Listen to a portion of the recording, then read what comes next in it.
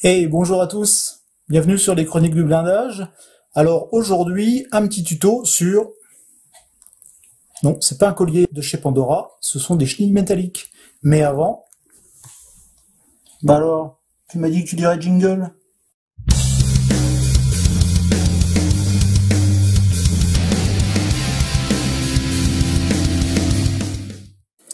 Alors les chenilles métalliques, qu'est-ce que c'est? Eh bien sûr, les chenilles métalliques, c'est de l'aftermarket. C'est assez répandu de nos jours, donc ça permet de remplacer les chenilles que l'on peut trouver dans les boîtes de maquettes avec donc une chenille en métal blanc, et ça nous permet d'obtenir quand même un réalisme assez poussé, puisque on a un effet de sagging qui est naturel du fait du poids de la chenille.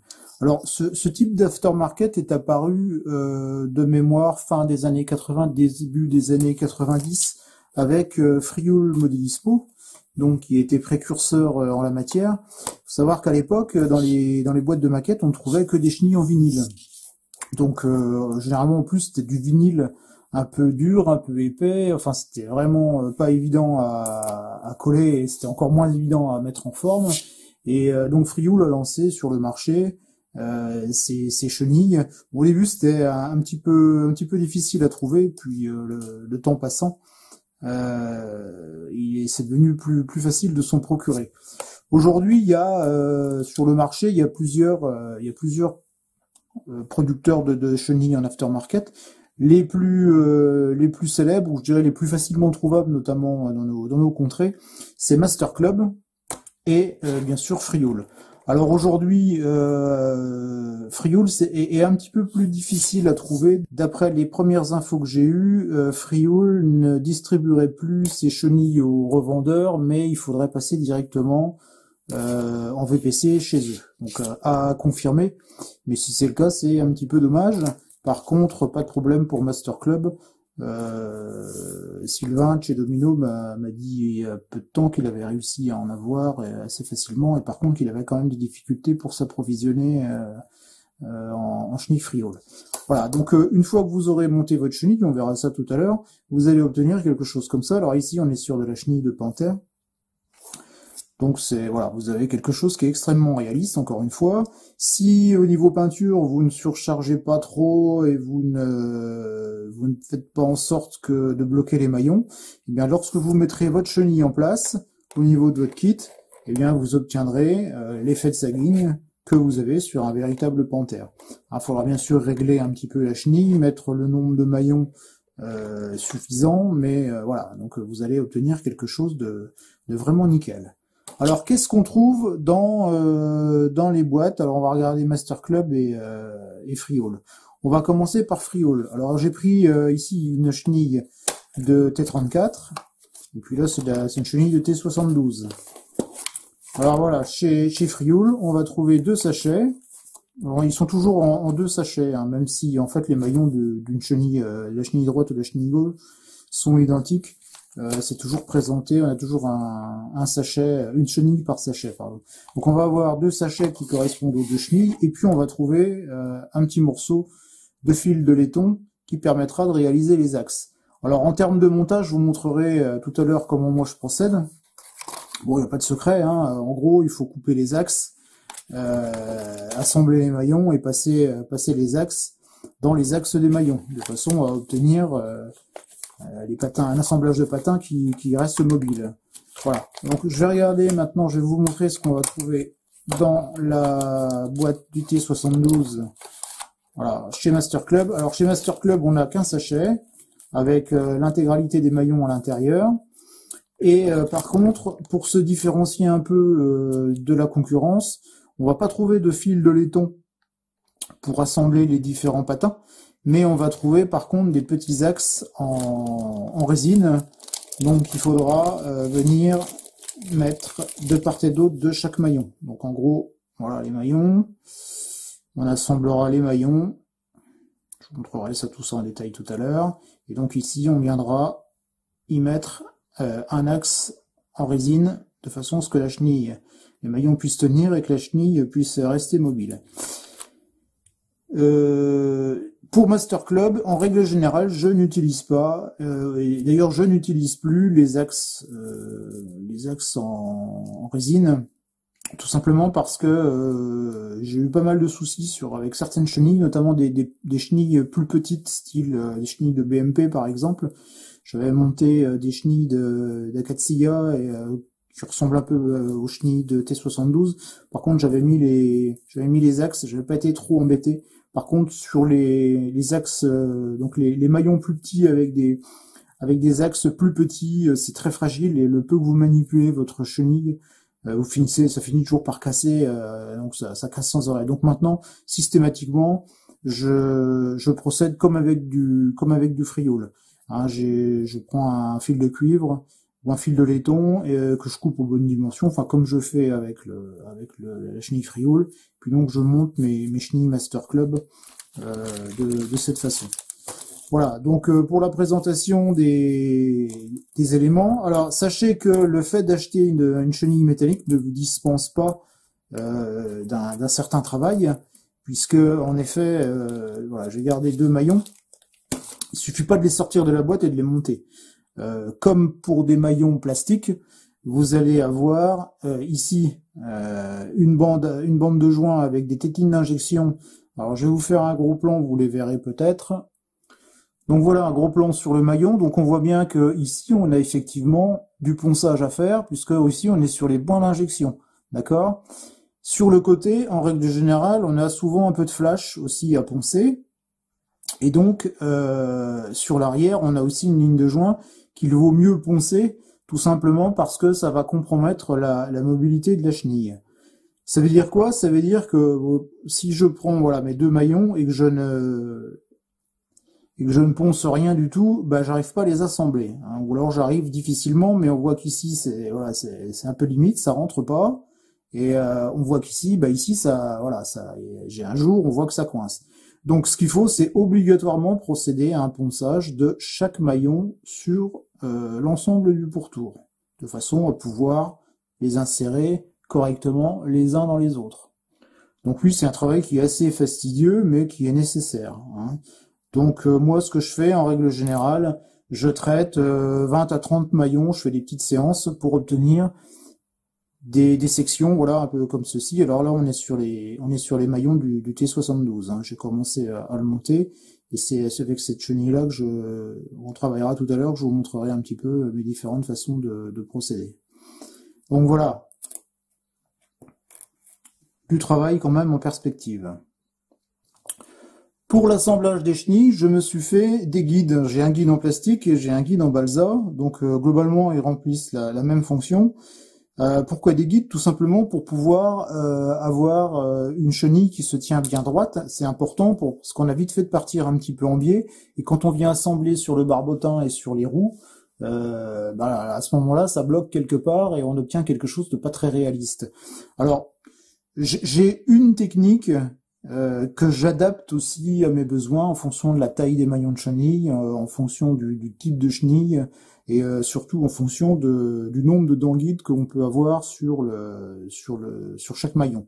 Alors globalement, que ce soit avec ce guide ou avec ce guide, c'est la même chose, c'est-à-dire qu'en fait, une fois que mes maillons sont nettoyés, je viens les insérer dans la petite gorge que j'ai ménagée. Alors ceux-là, je vais pas réussir à les insérer parce qu'ils sont pas poncés. Enfin si, ça va un petit peu quand même. Voilà, en gros, voilà, l'idée c'est de former une chenille d'une dizaine de maillons. Une fois que j'ai ma section qui est prête, je viens percer chaque axe et ensuite je viendrai y insérer les axes en laiton qui auront été prédécoupés. Hein, on verra ça tout à l'heure. Voilà, donc une fois que c'est terminé, j'obtiens quelque chose qui a à peu près cette allure. Voilà. Donc mon guide est suffisamment long pour tenir une longueur de chenille. Ici on a une chenille de T34. Vous voyez, on est voilà. Donc la chenille est terminée. J'obtiens quelque chose qui a cette allure-là. Le guide plastique que j'ai ici, je le réserve plutôt, parce qu'il y a moins de stabiliser, je le réserve plutôt à des maillons qui comportent 2 dents guides. Donc ça me permet de passer une dent de chaque côté et donc on y gagne en stabilité. Voilà, donc j'utilise l'un ou l'autre, voire du double face quand je n'arrive pas à trouver, quand je n'ai pas un guide qui répond à mes besoins. Donc le coup du double face, hein, c'est ce que beaucoup font, ils assemblent simplement leurs différentes sections de maillons sur du double face. Il faut quand même se mettre sur un support, hein, en laissant voilà, déborder le côté, de façon à ce qu'on puisse venir percer et y introduire l'axe en laiton. Voilà, alors pour terminer cette présentation, un petit comparatif. Ici, on a une chenille de T34 Master Club et on a une chenille de T34 de chez Frioul. Alors le comparatif, bon, globalement, que ce soit de chez Master Club ou de chez Frioul, c'est quand même de la très très bonne cam, hein. On va pas, il y a pas de, c'est pas à ce niveau-là, c'est pas au niveau de la qualité qu'on fera la différence. Au niveau du prix, c'est globalement, même si Master Club est à mon avis un petit peu plus cher, on est globalement dans la même gamme de prix, environ 30 à 35 euros la chenille, hein, en fonction du type de chenille. Alors on voit quand même que chez Master Club, on est un petit peu plus fin. D'accord, on a une chenille qui est un tout petit peu moins large et un tout petit peu moins épaisse que chez Frioul. Mais en règle générale, les Frioul, j'ai moins de travail à réaliser dessus, moins de ponçage, il y a moins de flash que chez Master Club où j'ai souvent des maillons qui présentent pas mal de flash et parfois même qui sont un petit peu tordus, donc il faut redresser chaque maillon.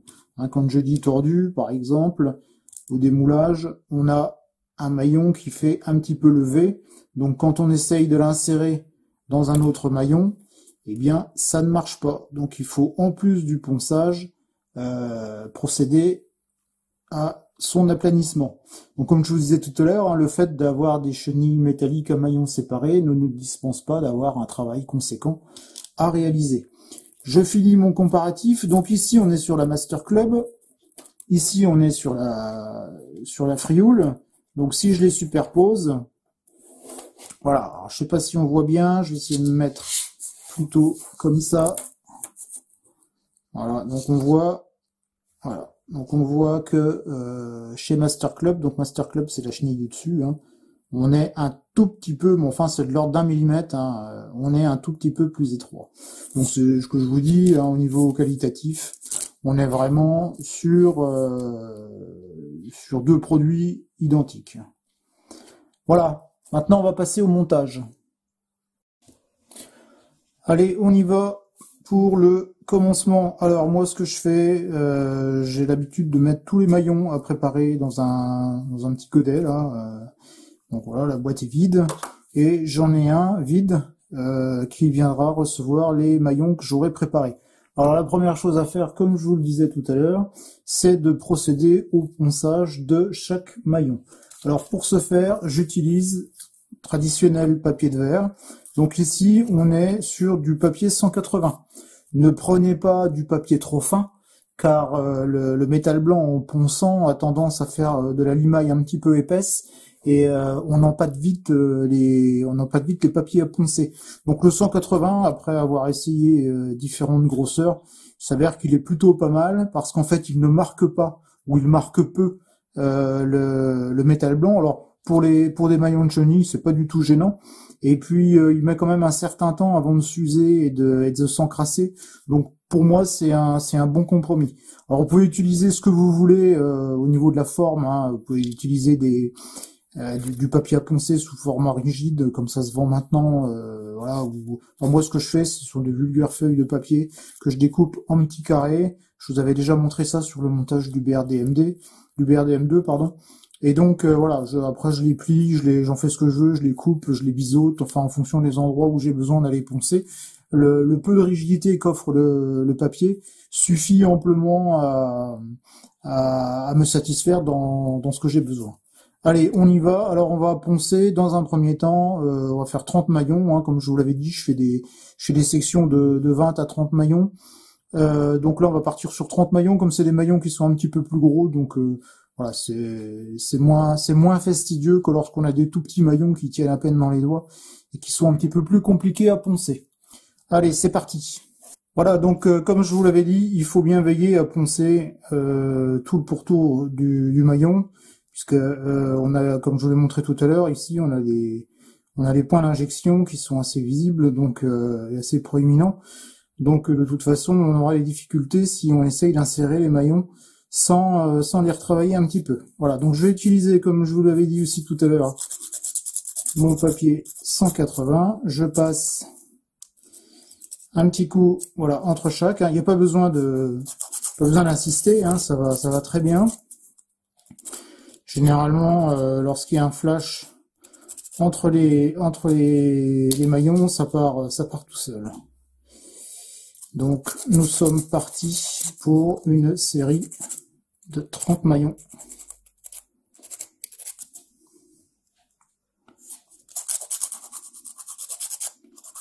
Donc, sachant que de toute façon, lorsque la série est montée, elle est reponcée je reprends généralement donc la série de 30, je vérifie que tout est bien poncé, notamment au niveau des extrémités. De toute façon, il y aura quand même du ponçage aussi à faire, on verra ça tout à l'heure, puisque en fait on va coller les axes que on découpera tout à l'heure, et donc ils seront collés à la CNO. Donc il faudra coller poncer le surplus de CNO.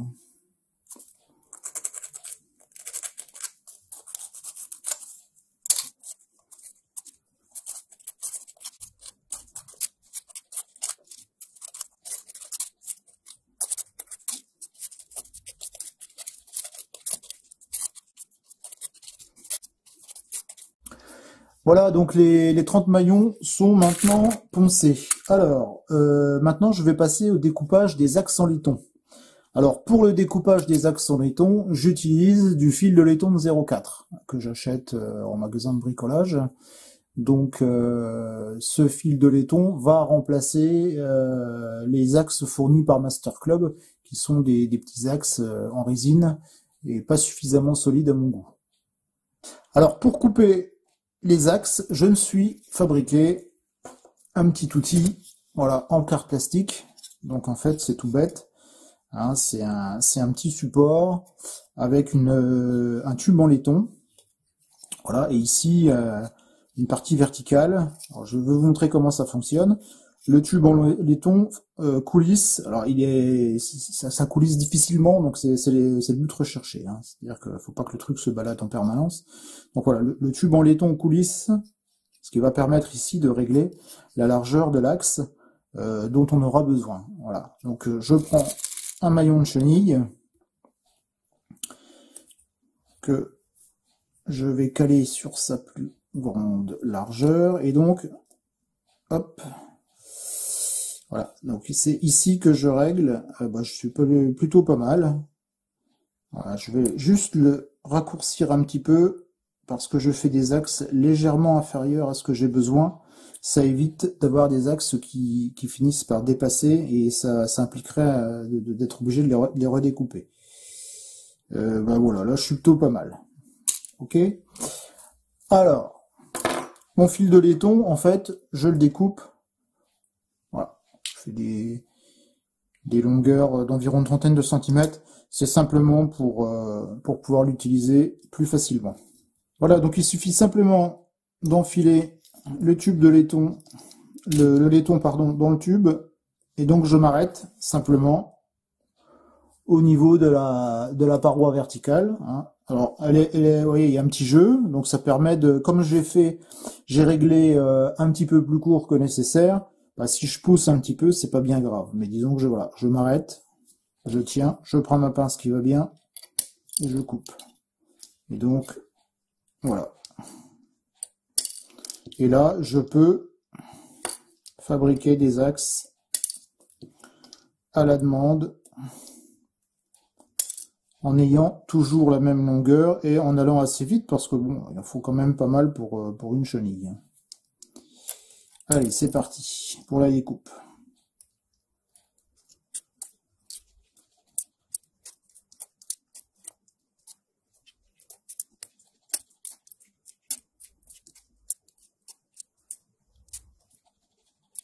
Voilà, donc la découpe est terminée pour ma section de chenille. Hein, je vais avoir une trentaine d'axes là qui sont prédécoupés. Maintenant, eh bien, on va passer à l'assemblage du tronçon de chenille. Alors, je vais faire un petit peu de place. Voilà. Alors, pour le tronçon de chenille, je vais utiliser un des guides que je vous ai montré tout à l'heure. Et en l'occurrence, celui qui est en balsa, c'est mon préféré. Je vais vous montrer pourquoi. Et donc, la première étape, ça va être de préassembler la chenille, donc, du moins la section de chenille. Alors, c'est pas compliqué, hein. Alors, pardon, je vais, hop, voilà. Donc, vous voyez, il y a une gorge qui est ménagée ici. Donc, je passe la dent guide à l'intérieur de la gorge. Et voilà, j'assemble mes maillons. Et donc ici, on a un côté qui est plus petit, qui permet de laisser dépasser l'extrémité de la chenille. De cette façon, ça me permettra tout à l'heure de pouvoir venir percer et de pouvoir y fixer les axes que j'ai découpés précédemment. Allez, c'est parti. Alors là, c'est la partie un peu casse-tête, parce que souvent, vous voyez, les maillons, ça se sauve dans tous les sens. Alors l'important, c'est de bien les emboîter les uns dans les autres, hein, parce que tout à l'heure, si c'est pas le cas, on sera embêté. Voilà, il y en a qui s'encliquent un peu plus difficilement. Si ça va pas, c'est pas grave, hein, on enlève et on reponce. L'important, c'est vraiment d'avoir quelque chose qui soit bien jointif.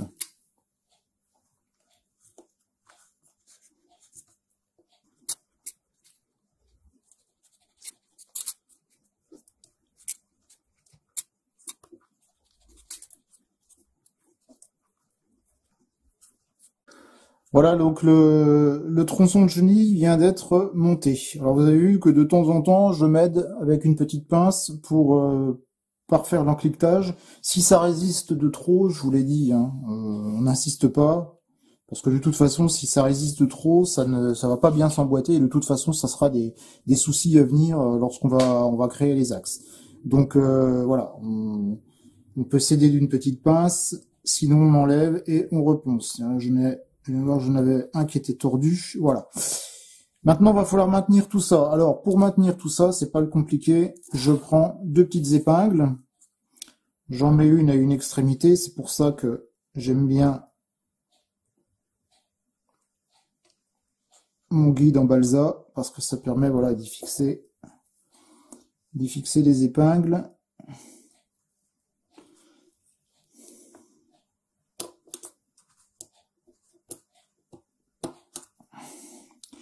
Quand même faire attention à ses doigts, c'est du costaud, voilà. Voilà, donc là, ma chenille est en place. Bon, faut pas non plus y aller trop fort, mais ça tient. Alors maintenant, on va passer au reperçage des axes, hein, pour plus de sûreté. Bon, normalement, les axes sont pré-percés au moulage. Mais en règle générale, il y a toujours quand même des trous qui sont rebouchés, ou on a un peu de limaille qui s'est mis dedans, etc. Et de toute façon, si on procède pas à un reperçage, c'est clair que de toute façon, on sera embêté à un moment donné. Alors, pour procéder au reperçage, j'utilise, voilà, un mandrin à main. Alors, pas de Dremel, hein, parce que franchement, vous allez finir par casser le forêt, etc. On contrôle beaucoup mieux l'opération si on utilise un mandrin à main. Et donc là, j'ai monté dessus un forêt de 0,5, d'accord. Donc je travaille avec, rappelez-vous, du fil de laiton de 0,4, et donc j'ai un forêt de 0,5, donc un diamètre très légèrement supérieur. Voilà, donc ce qui est bien aussi, c'est, vous voyez, le tronçon de chenille tient, je peux le manipuler, donc je vous ai dit tout à l'heure, on peut pas non plus faire de folie avec, mais on peut quand même le manipuler facilement, sans que tout ne s'échappe. Alors voilà, alors faut surtout bien maintenir. Donc je maintiens avec le pouce, je mets mon forêt, et voilà. Donc vous voyez, normalement, il n'y a pas de difficulté. Les trous sont quand même plutôt pas mal faits et pré-percés.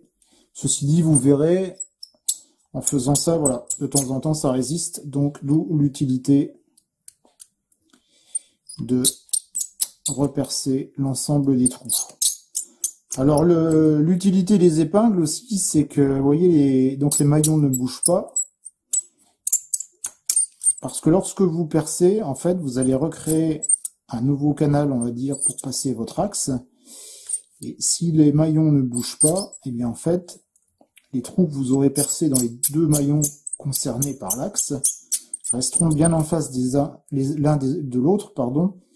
Et ça vous permettra, je sais pas faire un truc en parlant, moi, c'est dingue ça. Et donc ça vous permettra de pouvoir y insérer l'axe sans problème.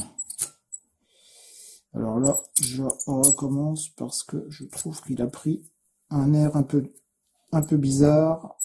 Je vais repercer de l'autre côté. Ouais, voyez, il me semble bien. Bon voilà, ici j'ai un petit souci. Voilà, je pense que là c'est réglé. Vous voyez, il faut vraiment pas grand chose.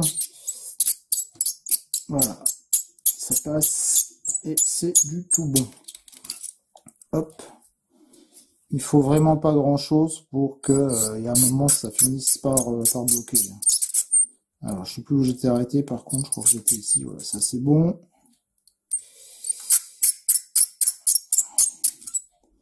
Voilà. J'espère que les grincements ne font pas hérisser les cheveux sur la tête. Alors, celui-là il m'a l'air d'être bon.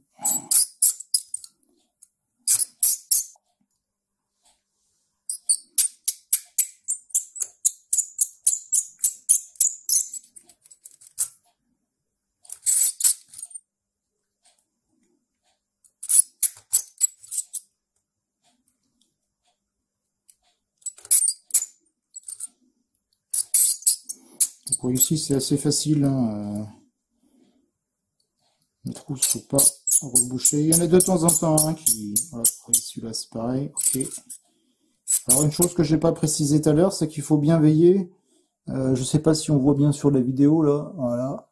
Il faut bien veiller à ce que le forêt soit légèrement plus long que la longueur nécessaire de l'axe, hein, pour qu'il puisse émerger de l'autre côté.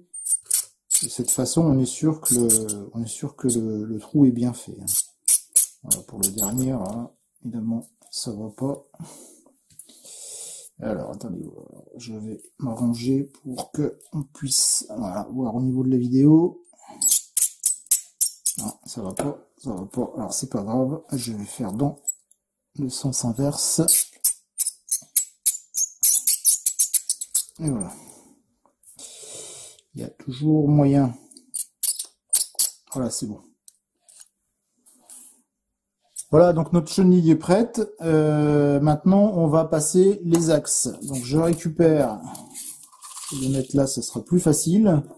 Donc, toujours avec une pince, hein, parce que sinon, j'ai déjà essayé avec les doigts et je vous garantis que ça va pas. Alors, je la pose. Je pose l'axe.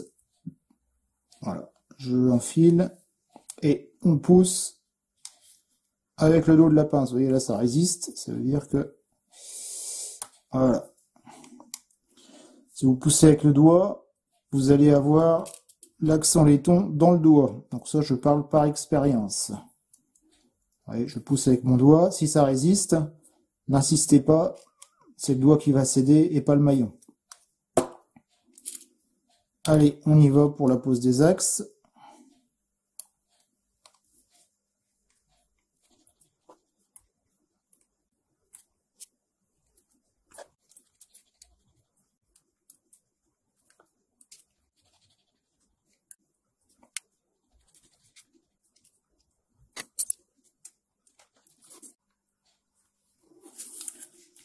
Voilà, donc les axes sont passés maintenant dans les maillons. Donc vous avez vu, hein, de temps en temps ça résiste un peu. Il faut repasser un petit coup de forêt parce que malgré tout, le temps qu'on travaille, on arrive toujours à les maillons qui se décalent et à l'intérieur, il y a un petit décalage au niveau des trous qu'on a fait avant et ça finit par bloquer un petit peu. Mais bon, c'est pas grave, hein, on y arrive, vous voyez, comme ça. En prenant son temps. Alors c'est assez fastidieux, en tout cas pour moi, qui n'aime pas trop le travail répétitif. C'est pour ça que je procède par sections successives. J'en fais une de temps en temps, et voilà. Ça me permet d'arriver à voir le bout sans trop me prendre la tête. Et puis ça évite aussi, à un moment donné, une perte de concentration quand on fait, enfin en tout cas moi, si je fais du travail répétitif plusieurs heures d'affilée, à un moment donné, voilà, on finit par perdre un peu la concentration. Et le travail n'est plus de la même qualité. Voilà, bon, les axes sont passés. Ben maintenant, on va passer à la mise en place de la Cieno. Voilà, alors pour le collage à la Cieno, donc j'ai mis une petite plaque là pour protéger un peu mon plan de travail.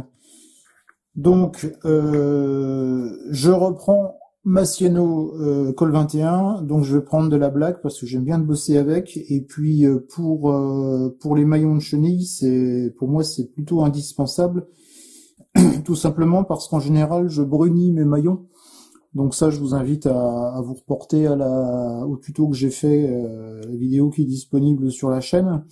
Et comme je brunis les maillons, si je mets de la cyano translucide, eh bien la partie où il y a de la cyano ne sera pas brunie. Et donc je vais avoir systématiquement des points qui ne seront pas brunis, alors qu'à la black, de toute façon, le brunisage faisant son œuvre, même s'il ne brunit pas la cyano, de toute façon la cyano étant noire, ça évite de se retrouver avec une multitude de petits points en bout de chenille qui n'auront pas été traités par le produit. Voilà, alors ensuite, c'est tout simple, hein. Donc je vais secouer un petit peu parce que la cyano black, c'est une cyano qui est chargée avec des petits morceaux de caoutchouc. Donc là je prends la slow dry, alors j'ai rien pour essuyer mais c'est pas grave. Voilà, j'en dépose un petit peu sur un support, et donc moi j'ai tout un tas de petites choses comme ça qui sont faites à partir de mandrins que j'ai acheté je ne sais plus où, et donc j'ai mis des aiguilles dessus ou du fil fin, et donc c'est ce qui me permet de prendre la cyano et de venir coller précisément, déposer une goutte précisément là où j'ai envie qu'elle soit. Donc vous avez déjà pu voir un peu comment je procédais, ceux qui ont regardé les vidéos du BRDM2. Alors voilà, en fait l'aspect coudé va me permettre de conserver la cyano et puis de pouvoir venir la déposer dans l'axe. Voilà, donc, et j'y vais. Je prends ma cyano et je viens remplir l'extrémité de chaque axe. En plus de ça, la noire, on voit exactement là où on en met, hein. D'ailleurs elle est fait pour, j'en ai un qui ressort un petit peu, hop, voilà. Donc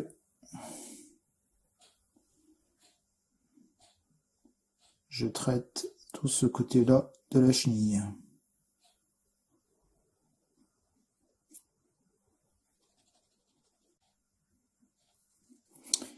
Voilà, donc dès qu'on a traité un côté,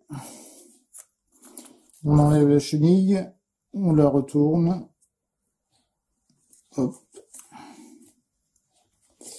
Alors là, ça coince un petit peu, c'est pas grave. Voilà. Et on renouvelle l'opération de ce côté-là.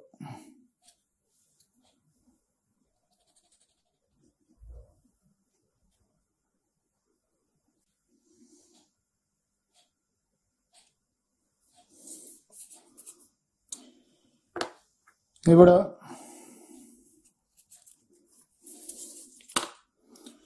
Donc le tronçon est pratiquement terminé, il reste à poncer. C'est la dernière étape qu'on va voir avant d'avoir terminé cette section de chenille.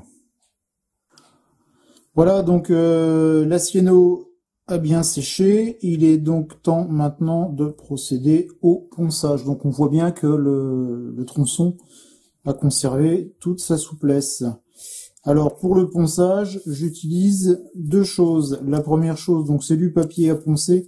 Ici, je vais être sur un grain 240, donc je vais partir sur quelque chose d'un petit peu plus fin que ce que j'avais utilisé lors du ponçage des maillons, parce que j'ai pas besoin de quelque chose de trop agressif, hein. 240, ça se prête plutôt pas mal pour ce genre de travail. Il faut pas trop esquinter non plus le bord des maillons. Et puis donc j'utilise du tampon à récurer hein, que je coupe aussi en petits carrés, hein. J'ai toujours l'habitude, pour ceux qui ont regardé les vidéos de la playlist du BRDM2, voilà, de couper mes ustensiles à poncer, voilà, comme ça, et donc pareil pour le tampon à récurer. Donc comme ça permet de l'utiliser, c'est plus facile avec une petite surface, et puis ça permet de l'utiliser avec un maximum d'efficacité. Alors pour commencer, ben c'est pas compliqué, hein. Je ponce déjà. Alors allez, je tiens, voilà, mon maillon comme ça, mon tronçon pardon sur le côté, et puis donc je vais commencer le ponçage par un bout. Voilà.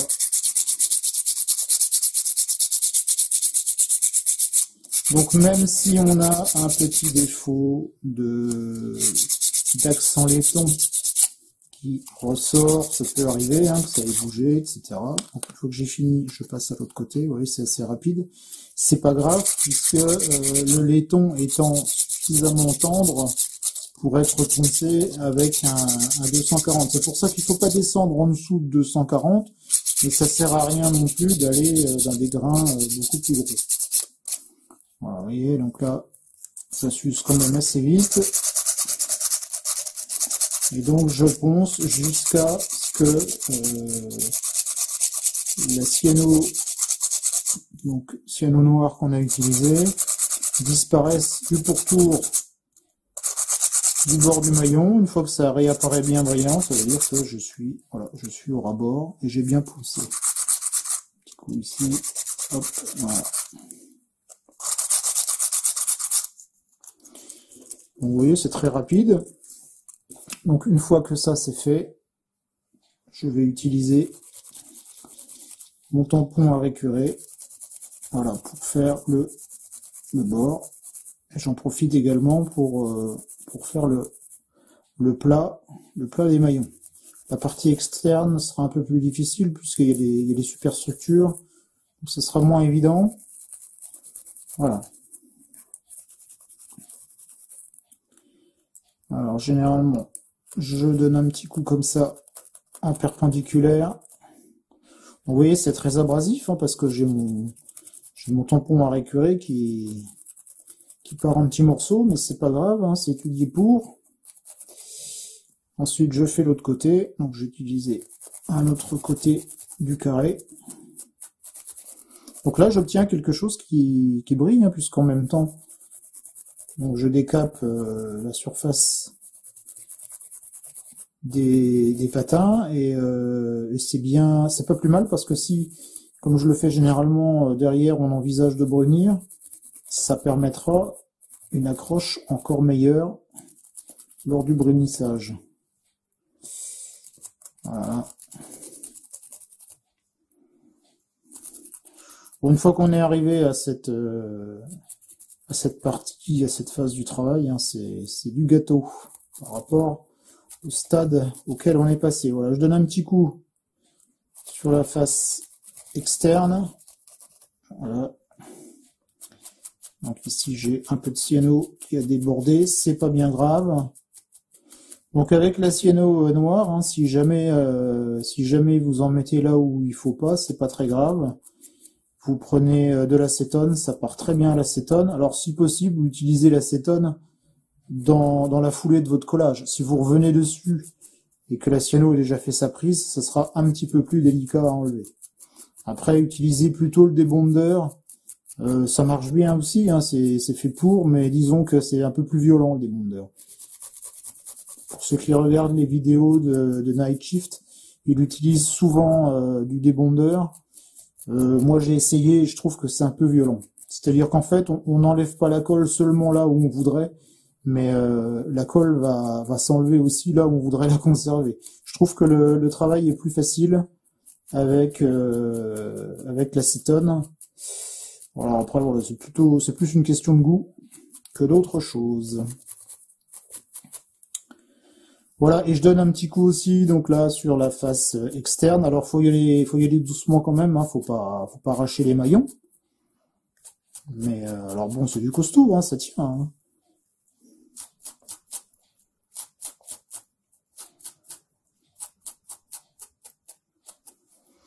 Voilà, donc là c'est terminé. Vous voyez, on a toute la souplesse qu'on désire. On a bien conservé la souplesse, c'est propre. Et donc, il n'y a plus qu'à compléter la chenille. Lorsque vous avez assemblé un certain nombre de tronçons, bon, en l'occurrence ici on en a 3, donc on sera sur 90 maillons. Donc il faut relier ces différents tronçons entre eux. Alors pour les relier, je les remets pas forcément sur le gabarit. Hein, voilà, parfois je les enclicte direct comme ça. Donc je procède de la même façon, globalement, que de la façon dont on avait procédé initialement, c'est-à-dire que je reperce de toute façon pour m'assurer, voilà, que l'ensemble des maillons et des trous soient bien en phase. Lorsque c'est fait, je vais introduire un axe.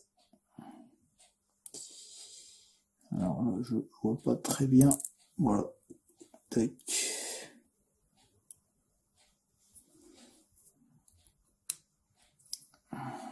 Et une fois que c'est fait, je viens mettre ma colle que je laisserai sécher et que je poncerai une fois séché. Donc là, avec la vidéo, je vois pas très bien, mais c'est pas grave, on y arrivera quand même.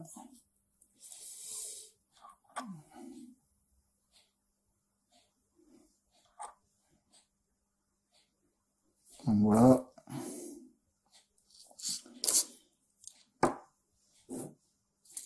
Et je vais procéder de la même façon pour l'autre tronçon. Hop.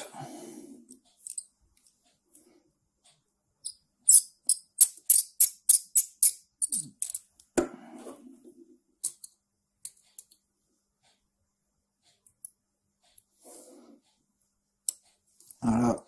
Donc je vérifie que tout soit bien en place, c'est OK.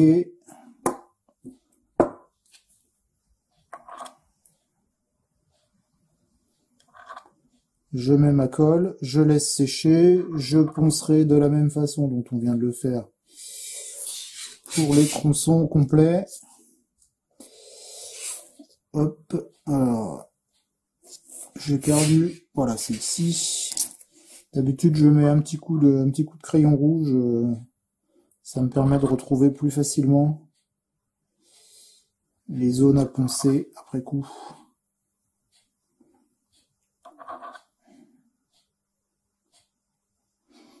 J'ai plus beaucoup de colle.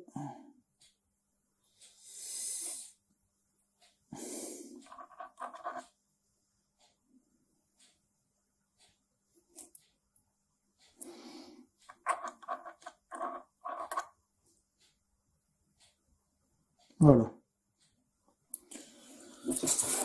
Alors, je fais un peu de place et donc voilà. J'ai ma chenille qui est, alors pas encore complète, hein, j'ai encore quelques maillons à ajouter. Alors, à partir du moment où j'ai un tronçon aussi grand, je vais le présenter sur la maquette. Et donc, pour les derniers maillons, pour faire le réglage, donc je vais les encliqueter un par un, je vais en estimer le nombre à ajouter. Je vais y mettre les axes, mais je ne les collerai pas. C'est-à-dire que je ferai des essais, et tant que ma chenille ne sera pas réglée, je n'en collerai pas mes maillons, ce qui me permettra éventuellement d'avoir toute l'attitude pour en enlever, si nécessaire. Alors, pour illustrer tout ça, voici ce qu'on peut obtenir, donc avec le montage terminé. Ici, donc, c'est des chenilles RMSH qui seront montées sur un T55, hein, donc c'est exactement les mêmes que les chenilles de T72, ce sont les chenilles que l'on vient de voir. Donc ici, avec ce qu'on vient de voir avant peinture, et puis donc là, après peinture. Voilà, et pour terminer, un autre exemple avec donc ce T34. Donc ça, ce sont les chenilles que je vous ai présentées en début de vidéo. Donc vous voyez, elles ont été montées, réglées, etc. Pour pouvoir les démonter plus facilement, ici j'ai alors je pense pas qu'on verra bien sur la vidéo, mais j'ai laissé un maillon, un axe pardon, un petit peu plus long que les autres. Ça me permet de pouvoir l'enlever et le remettre plus facilement lorsque je fais les essais, des montages à blanc. Ce sera bien sûr un axe à bonne longueur qui sera inséré après peinture. Hein. Donc voilà ce que ça peut donner. On a vraiment quelque chose de très réaliste et en plus on peut même s'amuser avec si on veut aller faire rouler. C'est merveilleux.